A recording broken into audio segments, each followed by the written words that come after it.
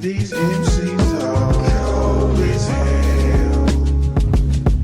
This music is cold as hell. Manic Mondays are cold as hell. We are cold as hell.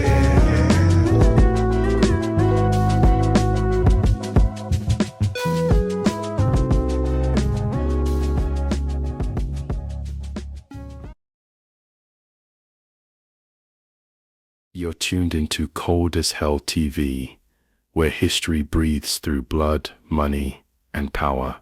In a city born from gold dust and gun smoke, it wasn't the outlaws who built the empire, it was the madams who built San Francisco's underworld. San Francisco, 1849, a city of gold, sin, and silent empires. Welcome to San Francisco, 1849, a raw, chaotic city, built not just on gold, but on blood, sweat, and whore money. When the gold rush hit, San Francisco exploded from a sleepy port to a lawless boomtown overnight. Tens of thousands of men flooded into the city chasing fortune, but there was one problem: there weren't enough women to go around. This wild imbalance turned prostitution into the biggest underground economy on the West Coast. From the jump, pimping, pandering, and prostitution became the lifeblood of the Bay, setting the tone for generations to come. Even today, San Francisco and Oakland are still known worldwide for their deep ties to the game. It all traces back to the days when miners outnumbered women by hundreds to one, and supply and demand wrote the rules in blood. The Bay's deep culture of prostitution and hustle didn't just happen. It was born from scarcity, desperation, and the brutal supply and demand reality of a man's world gone wild. That legacy shaped the streets of San Francisco, Oakland, and beyond, and it's why the Bay Area's game remains legendary worldwide, even now.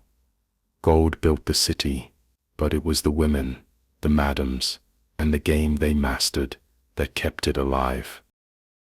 Toy, the Chinese queen-pin of Dupont Street, born in Canton in 1828, Toy was a woman ahead of her time, a master of navigating both shadow and light, turning adversity into opportunity. She wasn't just a survivor, she was a visionary who saw an empire in the making where others saw only chaos.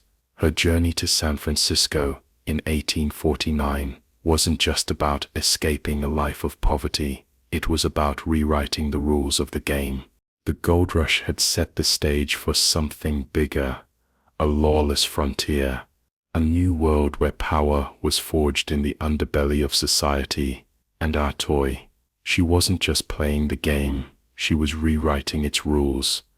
They say in business, when the tide rises, all ships float, but in San Francisco, where the tide of gold fever had risen, it wasn't just ships that floated, it was ambition, desire, and a very specific kind of hustle.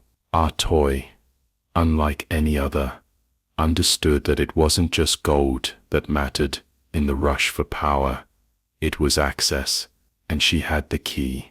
Her rise to power on Dupont Street, in the heart of Chinatown, was marked by a kind of cold, calculated brilliance. Running one of the most profitable and well-respected brothels in San Francisco, she controlled her empire with grace and iron-fisted diplomacy. She wasn't just selling pleasure, she was selling access to power, to wealth, and to an exclusive network that few could penetrate. She operated during a time when Chinese people were seen as outsiders, but that didn't stop Toy.